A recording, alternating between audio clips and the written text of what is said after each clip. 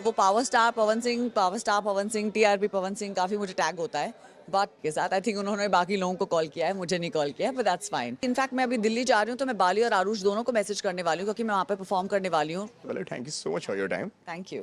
सबसे पहले बताइए कितना एंजॉय कर आ रही हैं आप अंदर पार्टी में? बहुत ज़्यादा। मैं एनरिके के कॉन्सर्ट से आ रही हूँ स्ट्रेट अर्जुन बिजलानी की पार्टी में तो ऑब्वियसली एंजॉय होता है because Arjun loves working and he loves partying and मैंने उसके साथ बहुत ज़्यादा टाइम स्पेंड किया है तो आई नो वो कैसा है। नेहा के साथ बहुत टाइम स्पेंड कर चुकी हूँ तो मुझे पता है कि नेहा भी कैसी है। So I love enjoying with them और हम लोग सेम ही बिल्डिंग में रहते हैं तो हम लोग परसों भी एक साथ ही उसकी बर्थडे सेलिब्रेट करते हैं, आज वापस उसकी बर्थडे सेलिब्रेट कर रहे हैं। राजस्थान फॉल के अंदर की अगर मैं बात करूँ तो इस माहौल को आपने कितना मिस किया वहाँ पे? Not really. हम लोग ने काफ़ी मज़े किए एक्चुअली राइज एंड फॉल में।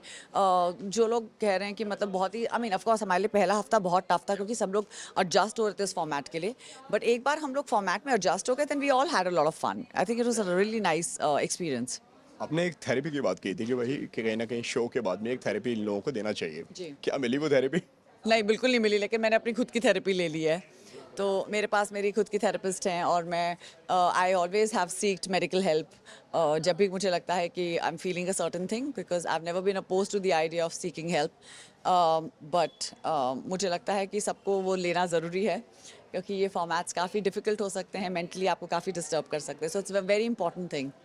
कई सारे पवन जी के जो फैंस हैं वो आपको आज भी मैसेजेस करते हैं और आज भी आपके कमेंट्स में कई सारे कमेंट्स जो ऐसे हैं, पावर स्टार से माफ़ी मांगो, पावर स्टार को सॉरी बोलो, पवन जी से सॉरी बोलो। ऐसे कमेंट्स आप जब पढ़ती हो तो क्या रिएक्शन होता है आपका? मैं वो कमेंट्स नहीं पढ़ती हूँ, अब तो मैंने वो पढ़ने बंद कर दिए लेकिन काफ़ी अच्छे कमेंट्स आने लगे हैं। इनफैक्ट काफ़ी पॉजिटिव कमेंट्स आते हैं और वो power star Pawan Singh, TRP Pawan Singh काफ़ी मुझे टैग होता है बट वो अच्छे ही कमेंट्स हैं ज़्यादातर। बुरे कमेंट्स बहुत कम है, ज़्यादातर जितने भी कमेंट्स हैं ज़्यादा पॉजिटिव हैं। लेकिन जब इस तरह के कमेंट्स जिस तरीके से आपने बताया कि जब मतभेद जब पवन जी से हुए थे उस वक्त आपने सोचा था कि कहीं ना कहीं बात इतनी आगे निकल जाएगी कि भाई पवन सिंह के सारे फैंस आपके कमेंट सेक्शन को भर देंगे? मुझे नहीं पता था कि इतने सारे लोग मेरे पीछे पड़ जाएंगे एक पूरा प्रदेश मेरे पीछे पड़ गया था बट इट इज़ फाइन। उनके फैंस हैं उनकी भावनाओं को मैंने ठेस पहुंचाया सो इट्स फाइन। इट्स वो नॉर्मल होता है कि अगर आप किसी की भावनाओं को ठेस पहुंचाते हैं तो उनको गुस्सा लगता है, वो कह देते हैं कुछ बातें, कुछ लोग बेझिझक वो बातें कह देते हैं क्योंकि उनको खोने के लिए कुछ है नहीं। तो आई फील कि हम लोग अगर इन चीज़ों को कुछ ज़्यादा सीरियसली लेना शुरू कर दें देन इट्स आवर फॉल्ट। मैं इन चीज़ों को ज़्यादा सीरियसली लेती नहीं हूँ। I really know how to move on with my life and मैंने वो काफ़ी आराम से किया इस शो के बाद। अब पवन जी के साथ की अगर मैं बात कहूँ तो कैसा बॉन्ड है उनके साथ में? बातचीत होती है आप लोगों की? नहीं, मेरी कोई बातचीत नहीं हुई है पवन जी के साथ। आई थिंक उन्होंने बाकी लोगों को कॉल किया है, मुझे नहीं कॉल किया है, but that's fine. I mean उनका मेरा इतना ज़्यादा गहरा रिलेशनशिप नहीं बन पाया। हमारा जो भी रिलेशनशिप था वो स्टेज पर था, स्टेज पे ही सीमित था और वहीं पर शायद ख़त्म हो गया। बट इफ़ आई मीट पवन जी कहीं भी मुझे मिलते हैं, अगर मैं लखनऊ जाती हूँ तो मैं डेफिनेटली उनको मैसेज करूँगी। क्या वजह मानती हैं उन्होंने सबको फ़ोन किया, आपको फ़ोन नहीं किया? मुझे नहीं पता पवन जी, आपने मुझे क्यों नहीं कॉल किया है मुझे नहीं पता बट दैट्स ओके। मेरा उनके साथ ऐसा रिलेशनशिप नहीं था। एज आई सेड उनका एक बहुत अच्छा बॉन्ड बन चुका था काफ़ी बाकी को कंटेस्टेंट्स के साथ। तो आई थिंक वो अपना वो रिलेशनशिप कायम रखना चाहते हैं और जिसके साथ उनको नहीं रखना इट्स फाइन, इट्स ओके।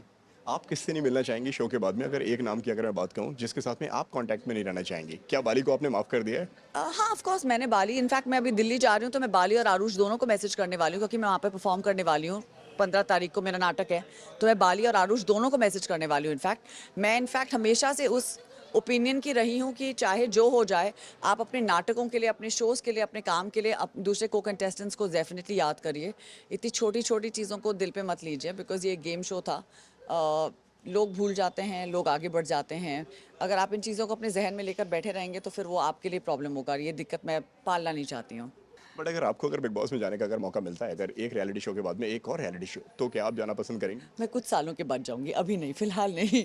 अभी मैं प्रोड्यूस कर रही हूँ, अभी मैंने अपना खुद का प्रोडक्शन हाउस खोला है और बहुत काम हो रहा है उसमें और बहुत अच्छी टीम है मेरी। तो अभी मैं उसकी बिल्डिंग में लगी पड़ी हूँ क्योंकि अगर हम अपना खुद का गोल्स नहीं अचीव कर पाएंगे तो फिर कहीं जाकर वहाँ पर कुछ और नया करना, I am not oppose to that but I think right now it's not the moment.